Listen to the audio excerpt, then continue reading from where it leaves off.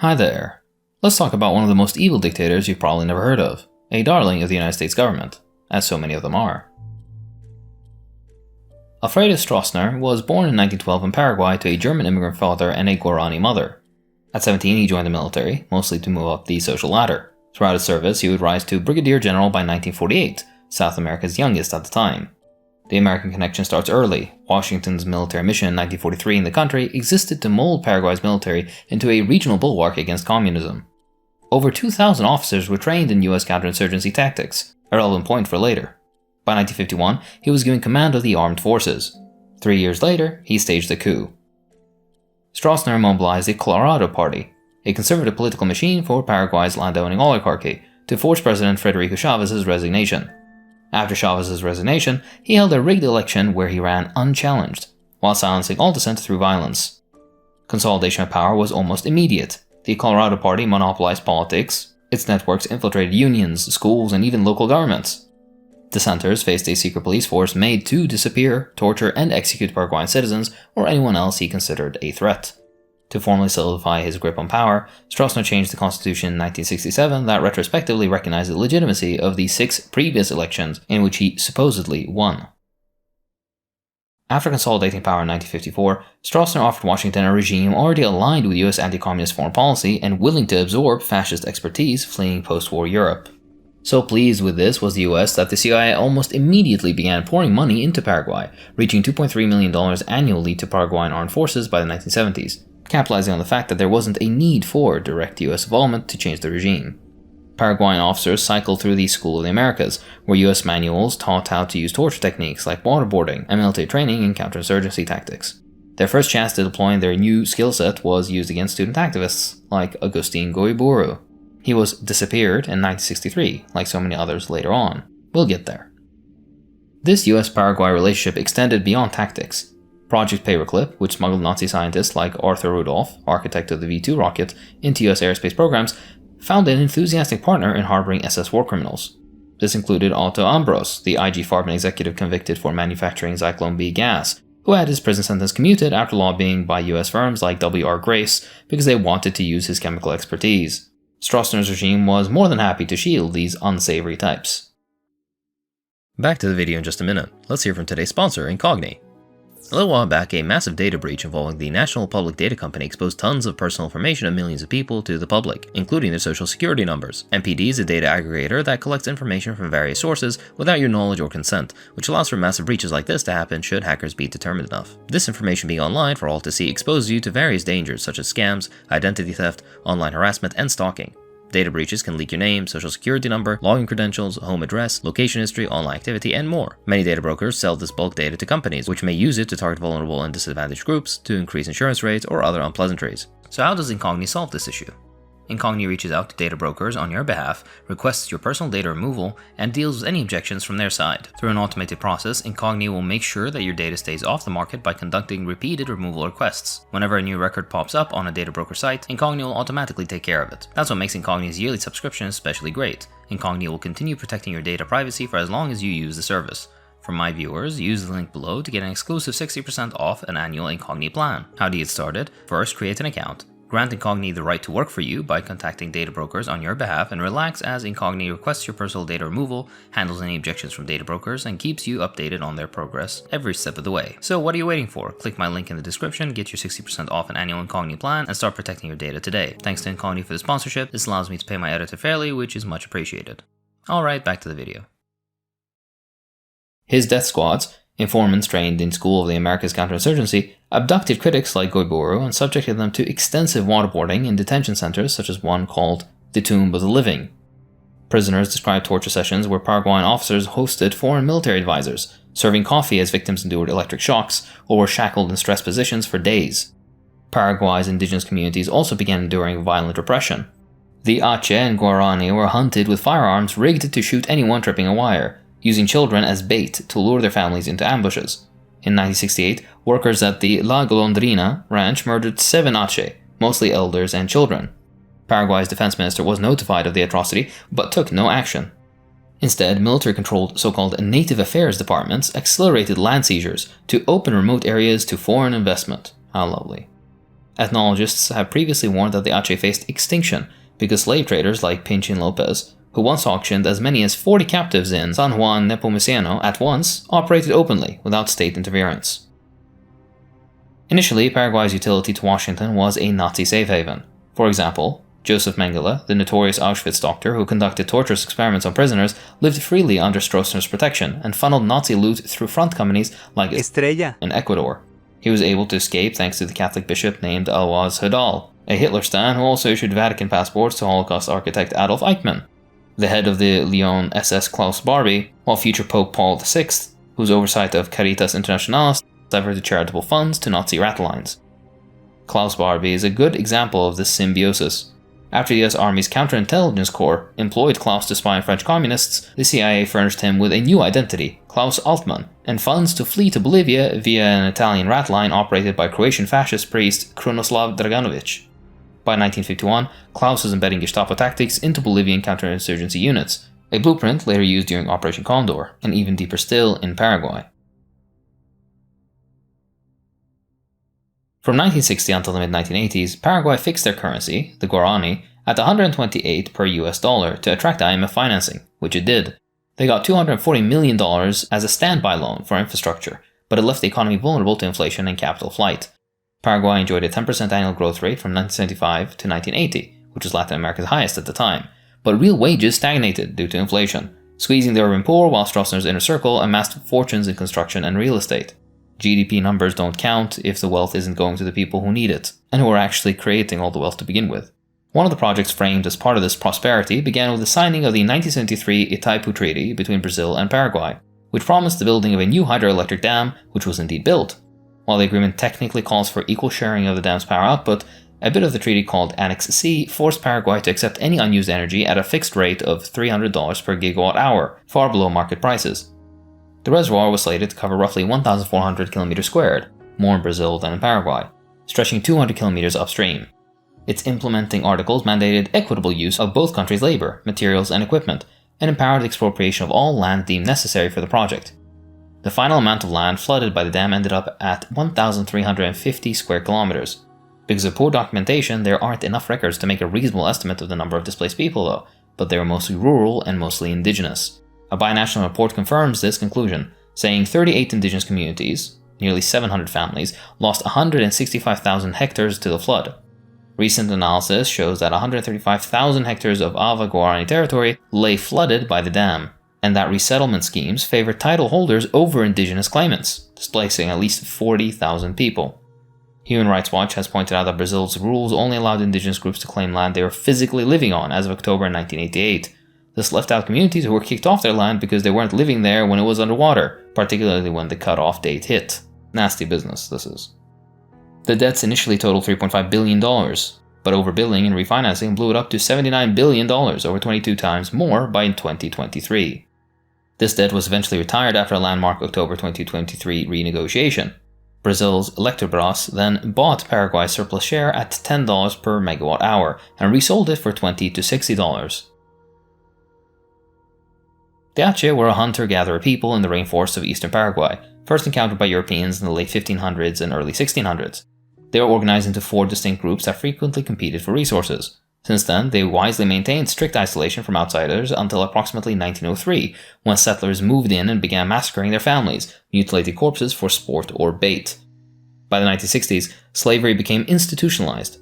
Raids like Pinchin Lopez's 1959 operation enslaved 40 Ache, who were paraded through San Juan Nepomuceno for public sale. Italian zoologist Dr. Miraglia documented slavers murdering parents to abduct children, which they sold for as little as $5 each. In 1968, employees of the La Golondrina Ranch, owned by the Retamoso Malgarejo family, killed 7 Ache, mostly elders, women, and children, and kidnapped a 6-year-old girl to enslave. Between 1962 and 1968, the reservation's population plummeted from 100 to 68 due to starvation and child trafficking. 3 years later, in 1971, a raid organized by foreman Marcial Enciso from another ranch slaughtered 12 to 20 Ache with machetes, seizing 5 children. Commercial land seizures decimated the Ache's subsistence economy. Their hunting grounds, divided into rotational zones to sustain game populations, were fragmented by roads and deforestation. The massacre of the Moro tribe similarly aimed to clear land for agribusiness. Ethnologist Pierre Clastre noted that once abducted, they actually displayed extreme tameness, when they were really just trying to survive. By 1982, diarrhea-ridden children and skeletal adults littered reservations, with officials finally admitting to a serious nutritional problem after years of denial and intentional maltreatment. Regime officials openly dismissed the carnage, though. General Bejarano called massacres normal, while Colonel Infanzon conceded that Aceh faced extinction from land seizures. I mentioned a couple of instances of child slavery and trafficking, but the regime was most notorious for its child trafficking. State orphanages such as Kasakuna became conduits for trafficking indigenous children to military officers, wealthy families, and foreign diplomats, often bypassing legal adoption processes and forging documents to erase origins. Journalist Andres Coleman later uncovered at least 12 secret detention centers where girls were enslaved for Stroessner and his allies. Colonel Pedro Julian Mears oversaw these centers, personally abducting victims like 13-year-old Julio Zarega Mesho on February 4, 1968 for himself. In 1975, Melanie Ashwell discovered 3 naked girls, ages 8 to 9, dead behind a so-called safe house. These abuses occurred against the backdrop of the highest adolescent pregnancy rate in South America, 72 births per 1,000 girls aged 15 to 19, and roughly 2,000 reports of child abuse annually, a staggering 80% of which were within families. Stroessner's own pedophilia was an open secret, but talking about it was forbidden, obviously. When he got tired of a girl, he married her off to some regime insider in exchange for career promotion. Notable cases include Martina Rojas, first targeted at age 13 when Stroessner was 40, and Maria Estela Legal, likewise 13 at their 1959-1960 meeting, who became an unofficial second lady. Most girls were between 10 and 15, drawn from impoverished peasant families, none older than 15, some as young as 11. Officially, only 4 of Stroessner's likely very many children are recognized, and it's unlikely that we'll ever know the full extent of his depravity and crimes. Work on the Itaipu megaproject and their entire construction zone was controlled by a binational police force, constantly monitored by military helicopters, which had the effect of sealing off workers from external observers, conveniently suppressing any independent reporting on labor conditions as visitors were forbidden from photographing or interviewing workers. Union activity was outright banned decades ago by the time the dam was built, and even attempting to organize triggered immediate dismissal. In March 1978, when roughly 3,000 workers staged a wildcat strike over delayed wages and squalid barrack conditions, they were immediately fired. By mid-1979, Itaipu's Director General conceded that 43 laborers had died on site, a figure believed to be a vast undercount. Those fatalities weren't accidents, though. Grueling 15-hour shifts, unsafe scaffolding, and minimal medical care caused these unnecessary deaths. Workers attempted a second major strike in December 1982, but the response was far more violent. Soldiers from the Alto Parana 3rd Cavalry Unit opened fire on picketing laborers, killing 2 and wounding 9 more, before bulldozing their makeshift camp. The military claimed it was self-defense, but the workers weren't a threat to the military, and eyewitnesses note the workers never returned fire. After the December 1982 massacre, surviving labor leaders were systematically rounded up. At least 60 organizers would disappear into military custody, subjected to torture or indefinite detention under Law 209. In effect, the Itaipu site became a laboratory of state repression, where productivity was guaranteed by the threat of violence. Operation Condor functioned as a meticulously engineered system to eradicate dissent and communism across Latin America. Formalized in November 1975 under Chilean dictator Augusto Pinochet's spy chief, Manuel Contreras, the operation united intelligence agencies from Argentina, Brazil, Uruguay, Paraguay, Bolivia, Ecuador, and Peru. They used a computerized intelligence databank in Santiago, Chile, designed to track leftists, union leaders, and activists in real time. In June of 1976, CIA funded encrypted networks like Condor, and assassination units enabled highly targeted cross-border kidnappings and killings. In 1976, Condor operatives assassinated exiled critics like former Bolivian President Juan José Torres and Uruguayan Senator Zelmar Michelini in Buenos Aires. US officials were aware, as revealed by a declassified State Department cable, that noted Condor's plans to target subversives in Europe, prompting Secretary of State Henry Kissinger to issue a tepid warning against operations that might risk embarrassing the US. But Condor's reach extended beyond South America. Argentinian agents hunted dissidents in Madrid and even the US, which I'll get into more detail soon. At Buenos Aires' Automotores Orletti, a former garage repurposed as a torture center, multinational teams interrogated victims from Uruguay, Chile, and Bolivia. Survivors described jars filled with prisoners' wedding rings. Not to be outdone, the FBI stepped in to make things worse. Agent Robert Scherer gave interrogation logs to Chilean police, while CIA provided encryption shielded Condor's coordination from scrutiny. Kissinger acknowledged Condor's assassination plots, but imposed no consequences, of course.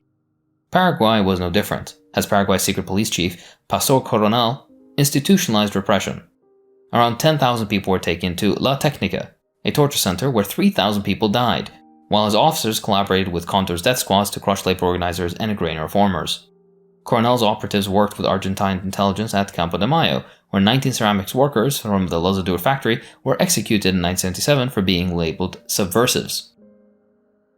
The 1980s debt crisis in Paraguay was a combination of predatory global finance and a kleptocratic regime.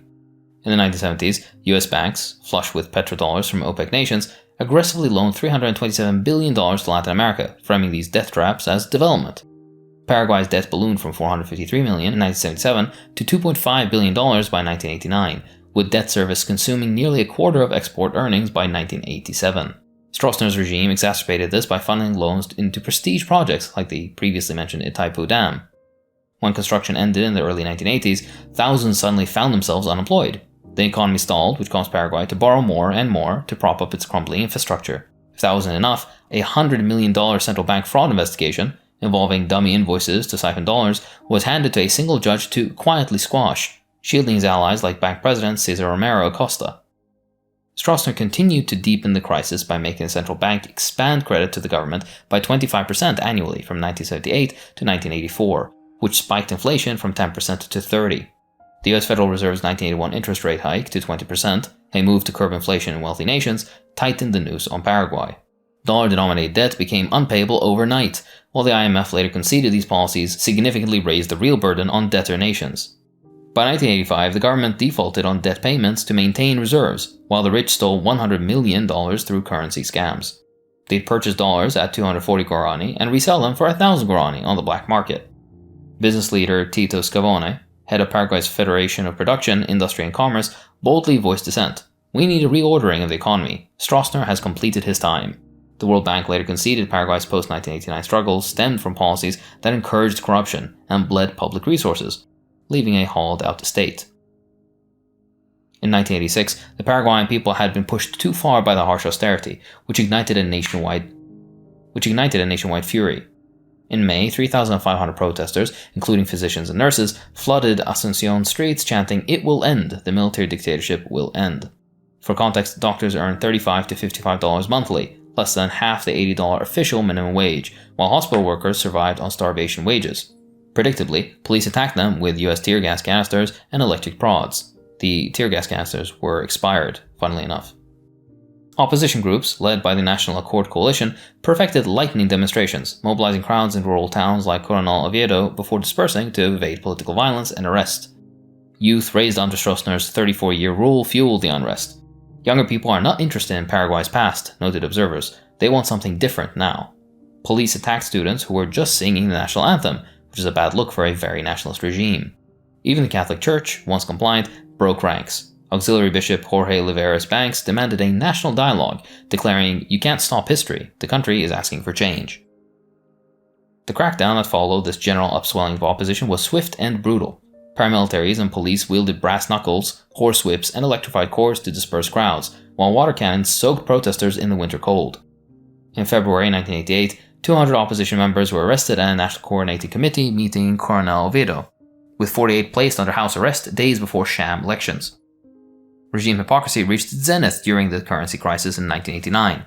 Stroessner shut down all foreign exchange firms, except one owned by his son-in-law, which monopolized dollar trades as the guarani collapsed. Meanwhile, General Andres Rodriguez, Stroessner's deputy, operated a smuggling empire.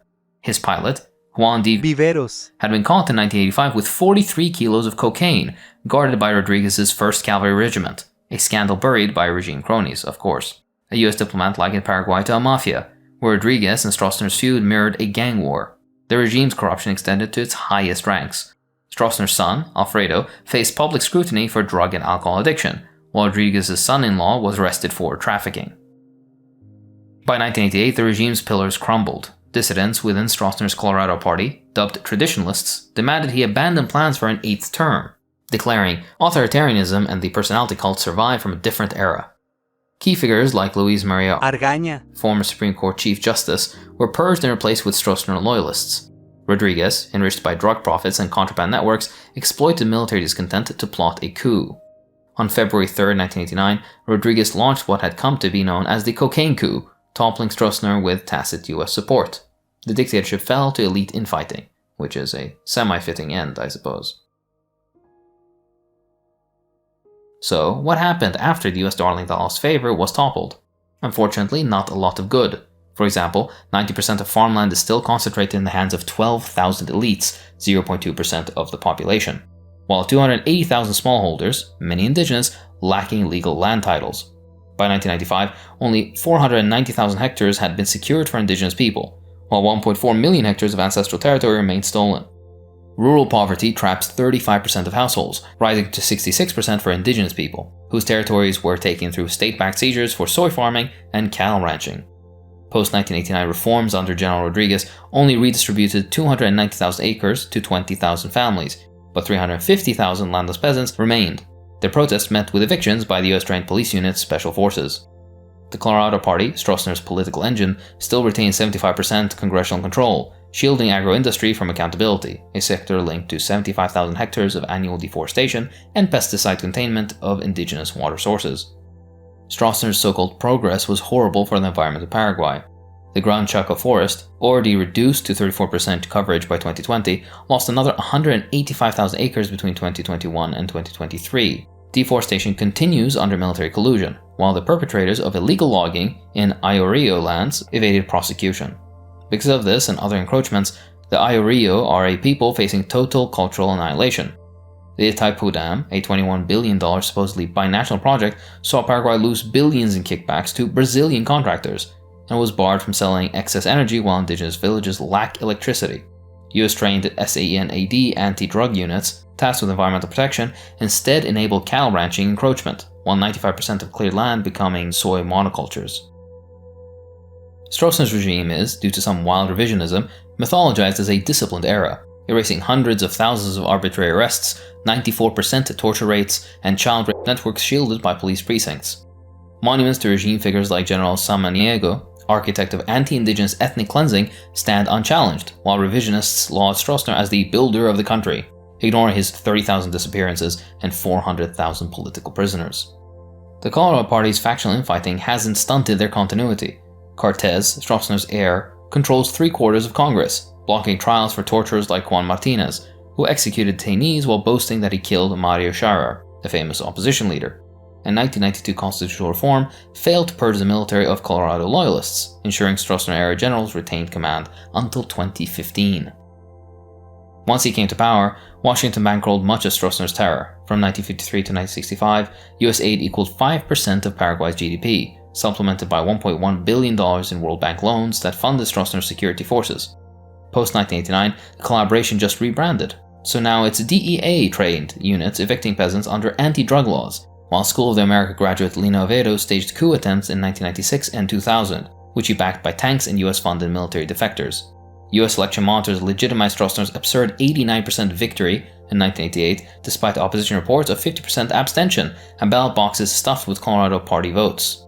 Even the 1989 coup was really just a regime facelift. Since Stroessner was already old, it didn't take much for his successor, former cocaine trafficking ally General Rodriguez, to retain 70% of the cabinet. US embassy cables quickly praised his supposed democratic transition, while police units brutalized land protesters, a classic democracy. The funding barely stopped after the change, since in 1991 alone, the US funneled $175,000 in military training funds to Paraguay to ensure anti-drug smuggling units maintain control over smuggling hubs like Ciudad del Este. The regime's crimes only surfaced through defiance and the persistence of survivors, victims' families, and international scrutiny. Yulia Osorio, abducted at 13 and subjected to slavery by senior military officials, testified that girls as young as 7 were snatched from their homes and groomed to serve high-ranking military officials, a system where victims were sometimes killed when deemed no longer useful. The Archives of Terror, uncovered in 1992, documented 50,000 murders and 30,000 disappearances, including indigenous communities displaced by projects like the Itaipu Dam. Despite this evidence, impunity prevailed. Only 15 police officers were convicted in the 1990s, while survivors faced ongoing threats from officials linked to the military. Indigenous communities denounced the systemic oppression which trapped them in a cycle of no roads, no healthcare, and no access to land, as state policies aim to harmonize them with the nature of the inhabitants, so that they may gradually lose their former customs, also known as forced colonial assimilation. Unfortunately, state violence persisted after Stroessner's fall. Minors in custody were tortured with plastic bags over their heads or scalding their hands and feet to extract confessions, false confessions, while prisons like Panchito Lopez housed 150 detainees in unsanitary, unsafe, and extremely overcrowded conditions. Conservatives, of course, glorified the so-called order of the Stroessner era. That order came at the cost of tens of thousands of lives, and yet they ignore these realities while the dictator's political heirs remain in control. Stroessner's rise to power was a welcome surprise for the US, which slotted them seamlessly into their Cold War anti-communist crusade. He entrenched oligarchic rule with militarized terror and foreign-backed exploitation, unremarkable as anti-communist Latin American countries go. Like his colonial allies, his regime's prosperity relied largely on stolen indigenous lands, slavery, and debt-fueled megaprojects that enriched Stroessner and his inner circle while impoverishing the rest of the country. He also created a perverse child rape and trafficking industry which persists in a different form to this day. In other words, his longevity and totalitarian grip on control left a legacy that recycled that violence with a democratic veneer for over a decade after. His story is often ignored, mostly because Paraguay remains a darling ally of the US. His example, though, is just one of many, many others so dear to American foreign policy. A better world is possible. That's all for this time. If you enjoy what I do, then please consider supporting me on Patreon, it really does help. I'd like to thank my patrons, so thank you too.